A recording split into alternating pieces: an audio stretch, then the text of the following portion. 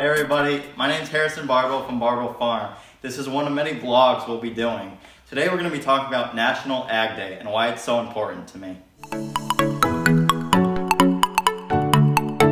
One of my favorite things about farming is, being able to play out in the dirt in the hot sun, planting seeds in the ground, watching them grow and develop, and then being able to harvest them at the end of the season and having people like you consume them. It's pretty cool.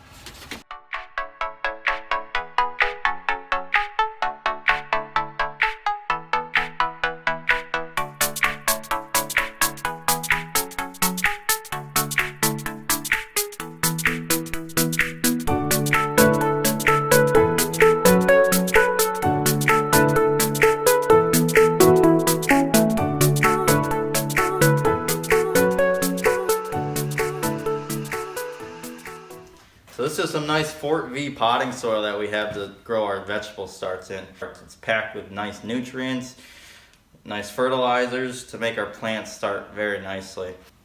I love planting seeds. It makes me feel a little more connected with the earth, and I love seeing new life growing and coming out of the ground.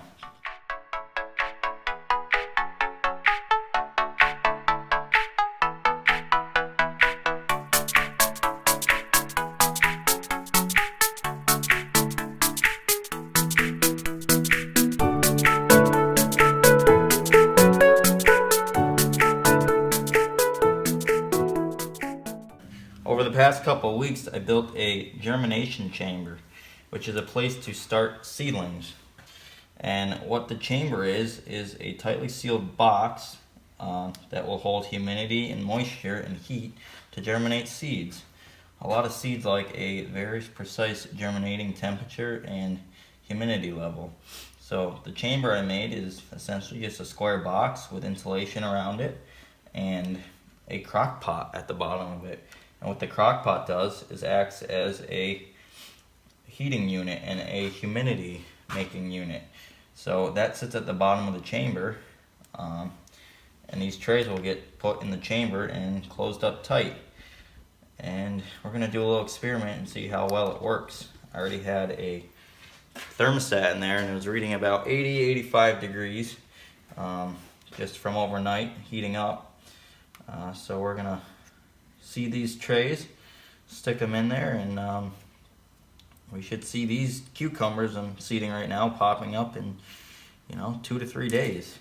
So that'll be pretty exciting. The important part is that you don't want to have too much heat and humidity in there because it'll cook your seedlings, and you want to pull them out as soon as they pop because plants like sunlight. They need sunlight to survive, and the chamber is going to be dark black. So we're going to stick these in there and see what happens with them. Well, we got our trays with our seeds, of course. So here we have our seed tray. What I'm doing is sliding the tray into the germination chamber on one of these racks. So here we have a bunch of racks. We have a crock pot on the bottom, which you probably can't see. And what this is doing is generating steam and heat up through, and they'll start to hit these plants. And this is going to sit at about 80 degrees roughly, and hopefully pop some starts out in the next couple of days. We'll see what happens. So here I'm going to write down when I put these trays in germination chamber. And I'm going to do this because I want to make sure that I'm pulling the trays out on the exact dates that they need to come out. Because like I said earlier, if they're in here too long and the plants aren't exposed to sunlight, they're going to die. So we're going to write the date of today, and then we're going to write the crops we have in here. So we have some ahi peppers and we have some pickling cucumbers. Today's been a crazy day. First I started over at the USDA office in Hadley. We were talking about winter squash and pumpkin insurance policies, because one actually really doesn't exist in New England or the state or the US at all. So, like last year, we didn't have pumpkins because it rained and it rained and it rained, and a lot of farmers weren't able to insure their crops. So they're starting from the ground up with a new policy for farmers to grow winter squash. So your butternuts, your acorns, your spaghettis, and then all those cool colorful pumpkins that you see out on the stand. So in case of a loss, which we hope we don't have, I can get paid for it because it's just still a business and we got to make a little money doing it while having fun, right? So after that, I went to Smith Academy over in Hatfield, and I went to their agricultural career day, and I sat on a panel with about, I'd say, 9 other people that deal with agriculture on a daily basis. And I was there representing a farmer and educating the kids on how important farmers are to the local food movement, to the economy, to the town, to themselves, and to really explain to them how their food gets from the field to their plate. Hello everyone, my name is Harrison Bardwell. I own and operate Bardwell Farm here in Hatfield, Mass. It's a 15-acre diversified vegetable farm right over on Main Street. We're growing over 100 varieties of vegetables through the months of March to October. I graduated from this school in 2015, earning the Swazowski Foundation Award for having an interest in agriculture. I'll give you a backstory. My farm under the Bardwells was established in 1685, so we go back a few years.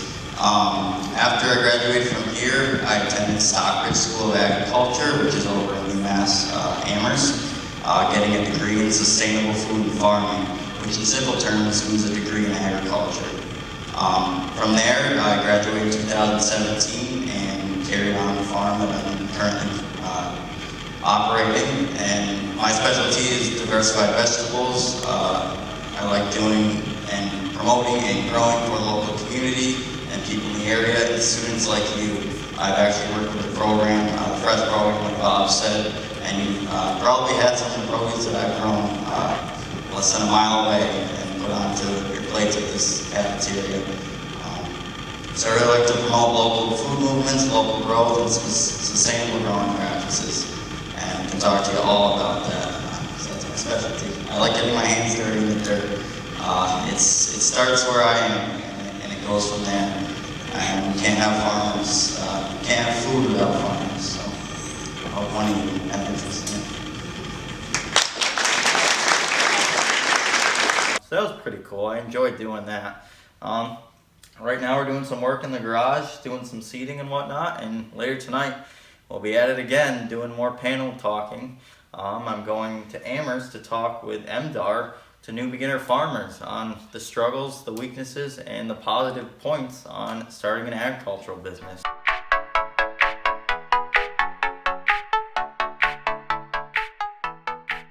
So tonight I'll be talking to new beginner farmers or people that are interested in starting their own agricultural business. I'll be talking to them about the strengths and weaknesses of owning an agricultural business, the process it took for me to get there, and the positive aspects I found in it. So I'm pretty excited to see who we get in the crowd, and I'm excited to see what other farmers that are there to voice their opinions.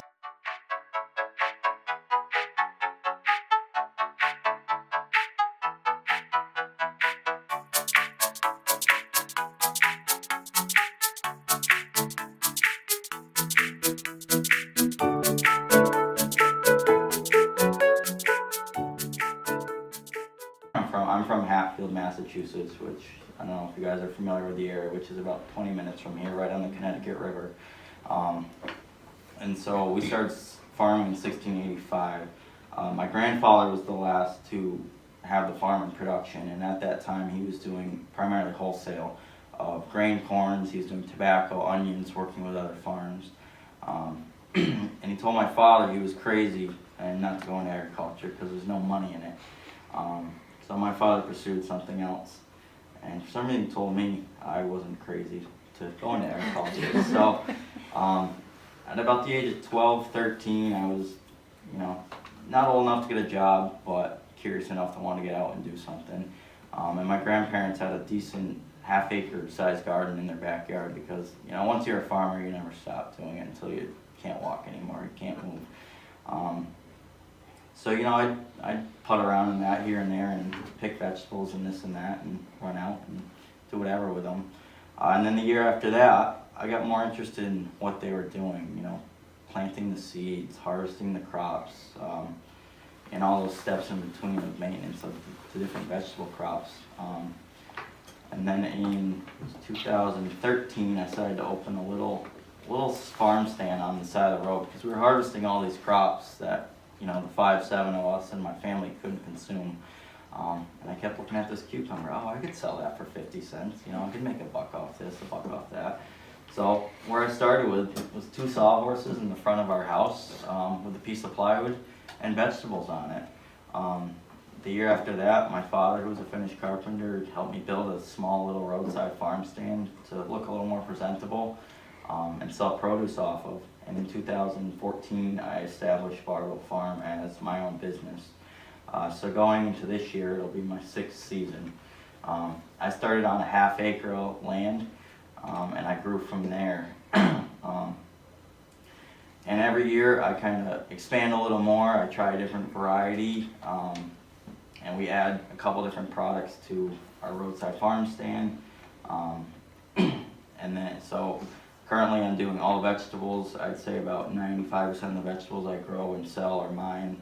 I bring in lots of fruits and veggies from local farms.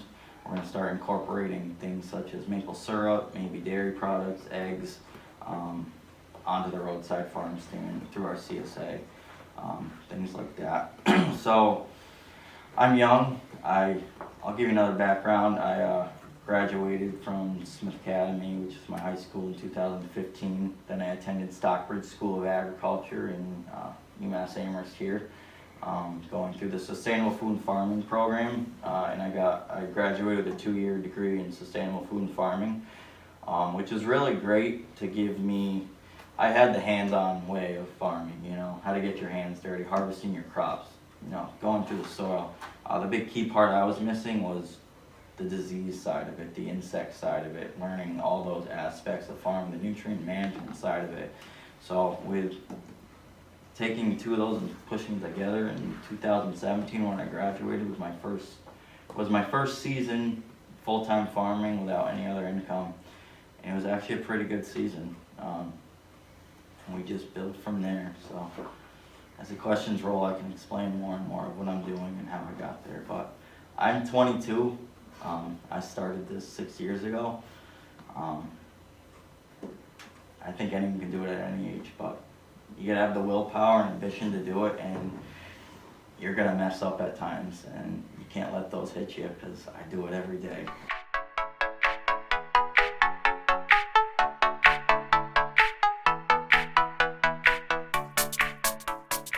Hey guys, thanks for watching the video. If you liked it, can you hit the like button below for me?